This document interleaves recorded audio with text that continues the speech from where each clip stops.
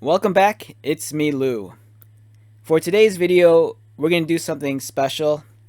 So, in celebration of the upcoming Book of Boba Fett series on Disney Plus, I'm going to do a 5-part video series that's going to spotlight some of the different Boba Fett action figures that we've gotten over the years. I'm more so going to focus on the smaller 3 3/4 figures. I kind of feel like the Black Series figures has garnered a lot of attention, over the last 5 or 6 years.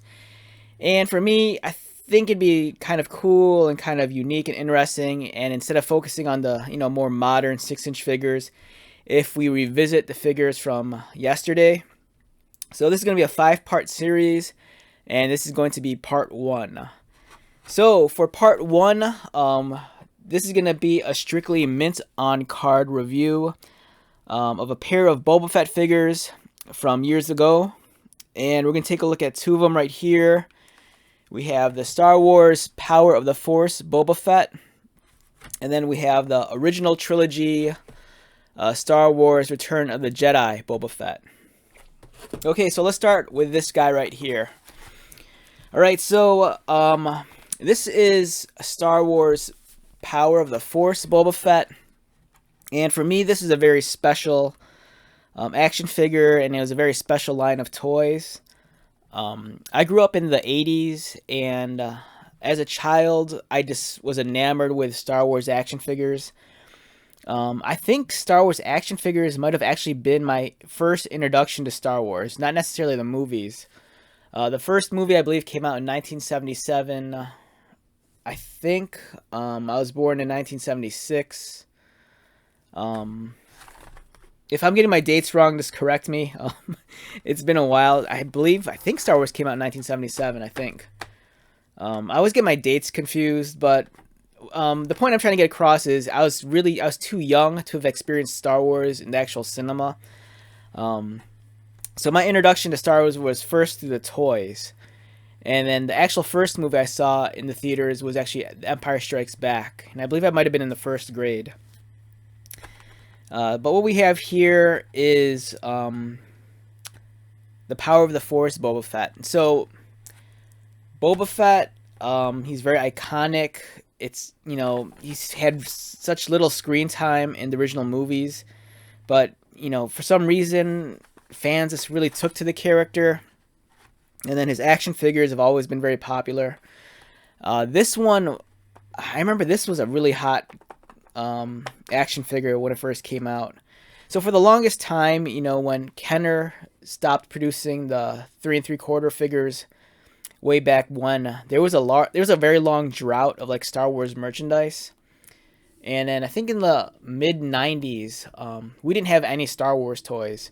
You might have had maybe Micro Machines and model kits and stuff like that, but actual 3 3/4 figures were like totally non-existent. And in the mid 90s, there was a company, they released a couple of Bend'em action figures. They're not actually posable action figures, they're kind of like rubbery plastic, and they're, it's what the name implies, they're bendable. But then somewhere along the way, in 1995, Kenner came out with a new line of Star Wars action figures, and fans were ecstatic. Now, don't believe what people tell you nowadays. I've seen documentaries, and I've heard a lot of people complain about, the Power of the Force figures during the 90s. They criticized the mold, saying that, like Luke was too buff and this and that.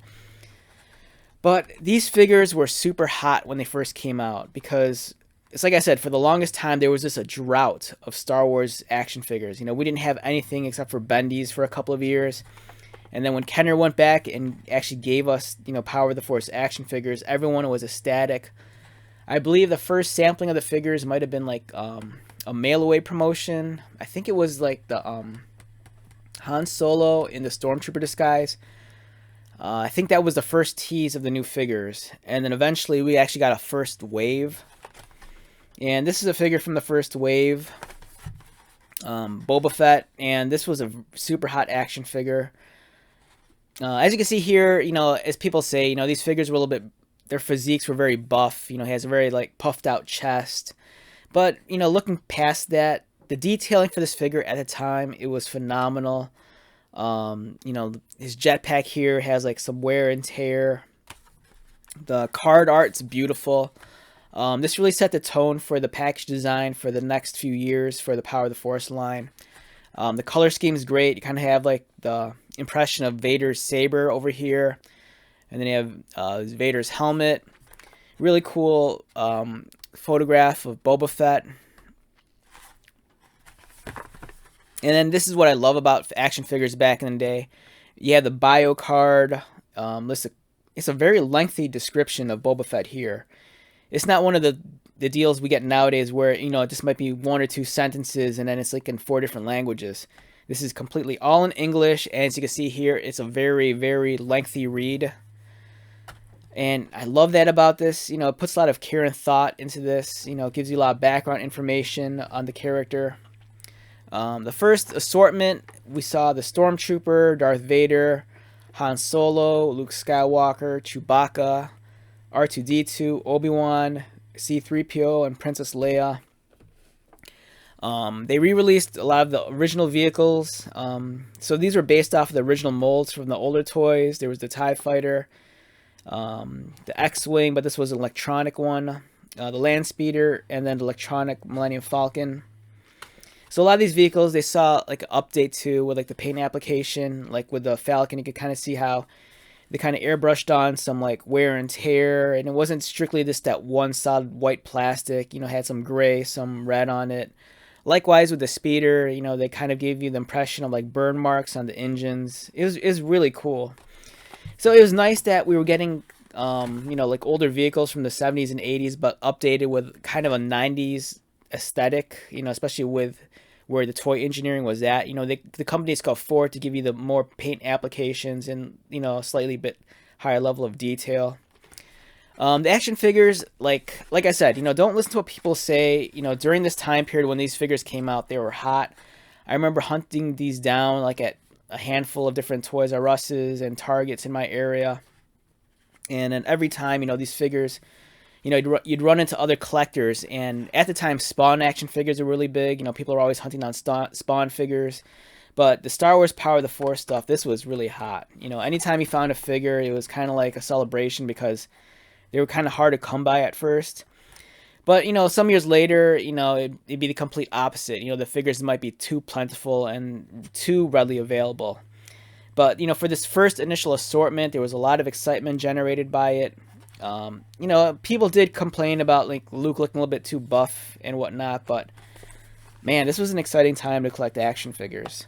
And this Boba Fett figure in particular, there was a variation on them. And the variant, I think there might have been 3 different variants on them. And some of those variants go for a lot of money. And it has to do with the symbol on his hand. Like here, if you look carefully, so he has kind of like the impression of a circle painted on his hand. Now I think some of the pricier variants is like if you have the full circle, I think that commands a lot of money. I believe the half circle version here is the more common one. And it's not like I don't think Kenner did that intentionally. I think it might have just been an error at first, and then they had to make a running change and correct it later on. But yeah, so if you do your homework and your research, you'll find that there's certain versions of this figure which are actually rarer. So if you can find one, I think with the full circle on the hand, that might command a higher price. Likewise with Luke, Luke saw a couple of different variations. His lightsaber was initially too long. So then they cut this lightsaber down so it was a little bit shorter and better proportioned. But at the same time, they didn't replace the tray it came in. So I believe if you had a short lightsaber and a long tray, that'd be worth a lot of money. Princess Leia actually saw a running change. So the issue with Princess Leia is that the position of her legs was sculpted is that it did not allow her to sit comfortably in the vehicles. So at a certain point in time, they actually redesigned her legs so that she could sit properly in like the Falcon or in the Land Speeder. So I think if you have the first version of Princess Leia, that might be worth something. Now it's not like it's gonna be worth like thousands of dollars, but it's worth a little bit considerably more than, you know, just a plain standard second release that came out later. But yeah, this was a great line of action figures. I'm very nostalgic for these. And it always pains me when I hear people complain about these. So many people rag on this line of action figure, but it's easy to look back on it now and then criticize Kenner for what they did back then. But this action figure was a reflection of the time. Toy Biz action figures were really big. Spawn was really big. So, chances are Kenner probably did some marketing research and found that kids at the time, preferred the much more muscular build on their action figures, which explains why these characters are so buff. But, if you could look past that, in the end, these were just wonderful toys. They're very detailed. You got some nice accessories. And as someone who grew up on the figures that we got in the late 70s and 80s, these were almost like a godsend. The level of detail and the paint, it really took it to a new level. So for me, I'm always going to have fond memories of the Power of the Force line of action figures. And I really think that people that grew up on these toys, they're going to start feeling nostalgia for it again. And, these figures down the road, even though they're pretty cheap now at a lot of stores or collectible outlets, there's a good chance you might see a markup on these one day, just because as time passes on, I think a lot of people are going to be nostalgic for this style of action figure again. And, they're going to want to like recollect, the toys they had as a child. So yeah, this is really cool. This is from 1995. It's a nice piece of history. I display this proudly on my wall, and, I have such fond memories of, not just of this action figure, but what it represents, especially the toy collecting industry at this time. I remember the excitement and fun I had with my friends, when we'd go hunting for toys. I mean, we're all grown up now, so it's a lot different. Most of my friends have real adult responsibilities like families and mortgages and kids and stuff like that. So, collecting toys is a hobby a lot of them, have set aside, many years ago. I'm kind of like the last of a dying breed in my circle of friends. So I don't know. There's just something about these older figures that I'm just so nostalgic for it. It's easy to walk into like a collectible toy store or a vintage toy shop and see this figure loose, or even see it carded. But if you didn't live through this actual era, you'll never understand what this figure really meant to some collectors like myself. I've heard some snobs and people complain about the Power of the Force stuff, but for me, this line of toys is always going to hold a special place in my heart. And Boba Fett especially, just because he was like the hot action figure when this assortment first came out. So with that being said, let's move on to this guy here. So we have Star Wars Return of the Jedi Boba Fett, the original trilogy. So this was a really interesting action figure because, for one, it actually came in this protective case. So immediately this tells you that Hasbro is really concerned about aiming this action figure and this line of toys specifically at the collector. This isn't necessarily aimed at kids. This is aimed at people that are a little bit more serious. And, in my opinion, I think they did a great job. Because for one, they're really going to tug on your nostalgia strings because it's kind of on that vintage style packaging. It's going to really draw the attention of the collector because, it comes in this protective casing, which I think is really cool. I don't think Hasbro has done anything like this in a long time. And for me, I'd love for them to return to doing this, taking the vintage style figures and putting it in this protective casing. It makes your collection look a little bit more unique. It already provides protection for the action figure, and it's just a cool display piece. It's not a generic protective case, because you can see here they have the Rebel symbol embossed on the plastic, and then they have the Imperial symbol on the opposite side. Really, really nice package design. It's really cool. And I want to say I might have picked this one up at Toys R Us. Back when we used to have Toys R Us's in the United States. This action figure came out in 2004. So, right now you're looking at a figure that's close to 18 years old, which is ridiculous, now that I think about it. And as much as people, gaga over, the vintage collection now. It's nothing new, to be honest. If you've been into the Star Wars game long enough, that style of action figure has been around for a long time. Like, this figure here alone kind of has a lot of this, a lot of the same engineering that's applied to like the more modern figures. He has, he's highly articulated. I believe it's a ball jointed head. His arms rotate up and out. He has an elbow bend, elbow swivel. I believe the wrists are articulated, the knees are articulated, and I think the ankles are too.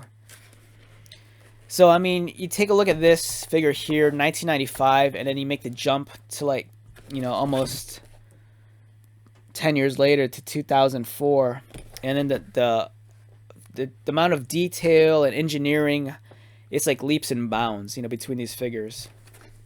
So it's kind of a cool like little history lesson. You have what we started with and then where we're going. And this is a lovely figure also. It's amazing. You get that very iconic, image of Boba Fett that we saw way back in the day before he even debuted in the movie. I don't know, it's just really cool. Everything about this figure, it's just really awesome. And on the back, the nice meaty text here talking about the Star Wars trilogy and celebrating like, over 25 years. They give you like the old original OG Kenner figure image right here. So here's the old Kenner image and the old, cardboard backing. And then some of the other figures in this line, there's a Chewbacca, the Boba Fett, which is we have here, R2-D2, and the Stormtrooper. So yeah, as much as people are excited about like stuff like the Black Series nowadays, and then you have Hasbro doing stuff like, like HasLab and the crowdfunded projects, those are all good and they're fun and it's cool, but there was a period of time that, especially when we used to have Toys R Us in the United States, it's collecting back then. There's something a lot more exciting about it. It wasn't just about like nowadays you jump onto social media and then you just look for announcements from companies. I think Hasbro has like dedicated days of the week where they might, certain days they'll like debut like a new Transformer or like reveal a new Star Wars figure. But for me, nothing replaces the thrill of this actually going to like a real toy store. I'm not talking about a Walmart. I'm not talking about like a Target, but actually going to like a real dedicated toy store like a KB or like a Child World or like a Toys R Us, and actually walking down a toy aisle and just seeing like rows and rows of like Star Wars action figures. That's a bygone era, and if you didn't live through it, I think you really missed out. And I don't know, for me it was just a very special time. And I think these older figures are just really representative of that. And I think that's why, there's a part of me that just loves collecting stuff mint on card, because, I do have an appreciation for the action figure. I do like taking figures out of the box and, playing around with them and displaying them. But for me, it's also the history lesson of of something that's on a card or still in the box. It really encapsulates and embodies that specific era of when that toy came out, and it's very telling of that time period also. Like when this figure came out, they were celebrating the original trilogy again, and they were really trying to like grab the attention of the lapsed fan, the current fan, and people that were just getting into it. It's just such a wonderful, beautiful thing back then. So, I think sometimes people take for granted, if you go to a store, like especially like a vintage collectible store, and you see a loose action figure, I don't think you always comprehend or fully appreciate, what that action figure represents or that time period. And for me, it's kind of like having these still mint on card. It's not necessarily always about the value, like, oh, this might be worth a lot of money because I didn't open it, or maybe down the road I'll sell it. For me, it's almost kind of like, it's like being able to travel back in time and kind of experiencing that rush when you see a new toy on the shelf. And I think, nothing does that better than actually seeing a figure mint on card, especially like something that's been out of print for a very long time. Like for me, it's ridiculous to think that this toy right here came out in 2004. and we're almost going into 2020 or 2022. You know, so this is almost like 18 years old, which is crazy to me. All right, so yeah, that's pretty much today's history lesson. You know, as you could tell, I'm very nostalgic for this time period, and I think if you were like me, and if you like grew up during this time period, or if you experienced Star Wars collecting, you know, during any of these eras, I think you could relate to what I'm saying. If you're like a younger collector, or if you're new to collecting and you didn't experience what it meant to like live during this time period, you know, do yourself a favor. You know, next time you're like at a collectible or vintage toy shop, you know, just take the time out to take a look at some of these older figures, especially the Power of the Force. You know, contrary to what like some people say about this line of toy, you know, you might see these in the bargain bin or whatever. They're very special to like a generation of fans. And if it wasn't for the Power of the Force line, you know, I don't think it would have propelled Hasbro to like the heights, you know, where they released, because there was a time when they overproduced too much Star Wars product, and I think that was only because, you know, these were very popular at the time, and I think at a certain point in time they kind of lost sight of that and they gave us too much, and we're at the point nowadays where I feel like we're almost getting too little. Like when I go to stores, I see the same Star Wars figures over and over again, and it's barely like a handful. So, you know, I really miss the days when you'd go to the store and you'd see rows upon rows of like action figures, and you'd see tons of boxes of vehicles. You know, that's a very long forgotten era, and I doubt we'll ever see that again. But for me, I was very fortunate that I got to experience that. So I hope you get, you know, after watching this video, you can take something away from this. You know, if you're like a collector like me, maybe it'll make you nostalgic. And, you know, maybe you'll want to pull out some of these old toys you had, or if you never had them to begin with, you know, hopefully it'll encourage you to go out and hunt these down. So wrapping this video up, once again, my name is Lou. You know, thank you so much for checking out part 1 of my little showcase on, you know, these Boba Fett action figures. So be on the lookout for part 2, and until then, be safe, take care of yourself, and I will talk to you later. Later.